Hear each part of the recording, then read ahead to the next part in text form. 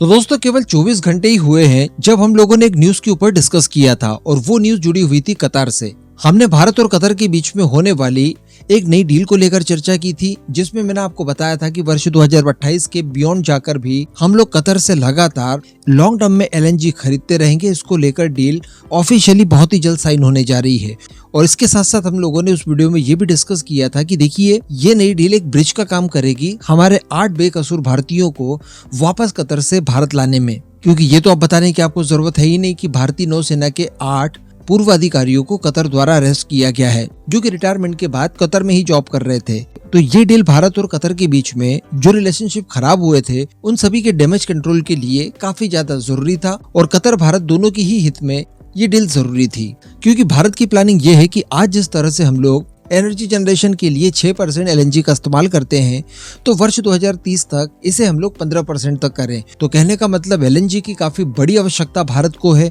लेकिन प्रॉब्लम यह है कि आज जितनी हम लोग कंज्यूम करते हैं उसकी ही 50% हमें विदेशों से इंपोर्ट करनी होती है। अब जब हम लोग हमारे कंजप्शन का दायरा बढ़ा रहे हैं तो डेफिनेटली और ज्यादा मात्रा में हमें एलएनजी चाहिए होगी, जिसके लिए हमें फर्दर डील करनी होगी। लेकिन दोस्तों हम लोग दूध के जले हैं छाछ को भी फूक फूक कर पिएंगे। जैसा कि कल भी हम लोगों ने डिस्कस किया था कि भारत ने इसी तरह की एलएनजी को लेकर एक लॉन्ग टर्म में डील साइन की थी रशियन कंपनी के साथ, जिसका नाम गैज़प्रॉम है, लेकिन वो डिफॉल्ट कर जाती है और भारत को एलएनजी की सप्लाई कई महीनों तक लगातार नहीं कर पाती। उसके बाद भारत को ओपन मार्केट से काफी महंगे दामों पर ऑलमोस्ट डबल से भी ज्यादा खरीदनी पड़ी थी गैस। और वहीं पर अगर बात की जाए कतर की, तो कतर के ऊपर भी पूरी तरह से निर्भर नहीं हुआ जा सकता। कारण यह है कि कतर कभी भी इस मामले में धोखा दे सकता है। हालांकि ऑप्शंस हमारे पास रहेंगे, लेकिन इसके बावजूद एक रिलायबल पार्टनर भारत को हर हाल में चाहिए था। इसको लेकर अब बताया जा रहा है कि भारत और नीदरलैंड के बीच में एक बहुत बड़ी डील हो गई है। जी हाँ, लॉन्ग टर्म में डील हुई है, जो कि 2026 से शुरू होकर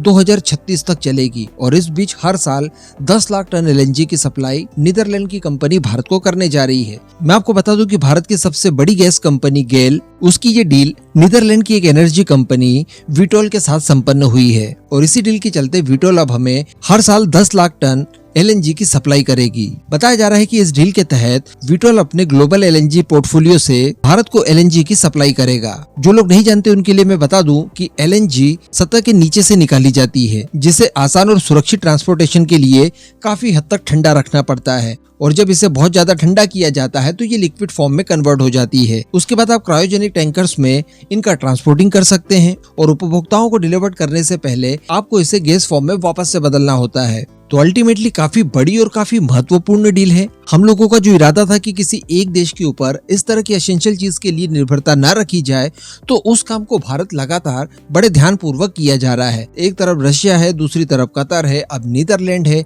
कई सारे अन्य देश है जिसमें अफ्रीकन देश शामिल है, कुछ लैटिन अमेरिकन देश शामिल है, कुछ मिडिल ईस्ट के बाकी देश शामिल है। तो इन सब से मिला जुलाकर हम लोग हमारी जरूरत की टोटल पूर्ति करते हैं। बाकी जैसे ही इस डील की खबर कतर तक पहुंची होगी, डेफिनेटली उसे इस बात से शॉक जरूर लगा होगा, क्योंकि अभी हम लोग हमारे रिक्वायरमेंट की ज्यादातर गैस कतर से ही खरीदते हैं और कतर को ये एक तरह का संकेत है कि देखिए, नो डाउट आज आपने रिलेशनशिप सामान्य कर लिए, आज हम लोगों ने डील भी कर ली, लेकिन इसके बावजूद जो बीच में आप लोगों ने हमारे साथ गलत करने की कोशिश की, उसकी एक सजा के तौर पर ये डील को आप ले सकते हैं। अगर शायद ऐसा नहीं हुआ होता और कतर ने भारत के साथ सामान्य रिलेशनशिप बनाकर रखे होते, तो मेरे ख्याल से इस तरह की बड़ी भारी भरकम डील कतर को ही दी जा सकती थी, या जो कतर और भारत के बीच में डील होने जा रही है उसका दायरा बढ़ा दिया जाता, क्योंकि कतर के पास मैं आपको बता दूं कि गैस की कोई कमी नहीं है और वो बड़ी मात्रा में एलएनजी भारत को सप्लाई कर सकता है अगले कई वर्षों तक। लेकिन जो कुछ भी होता है अच्छे के लिए होता है। हमारी आपूर्ति डाइवर्सिफाई हो रही है,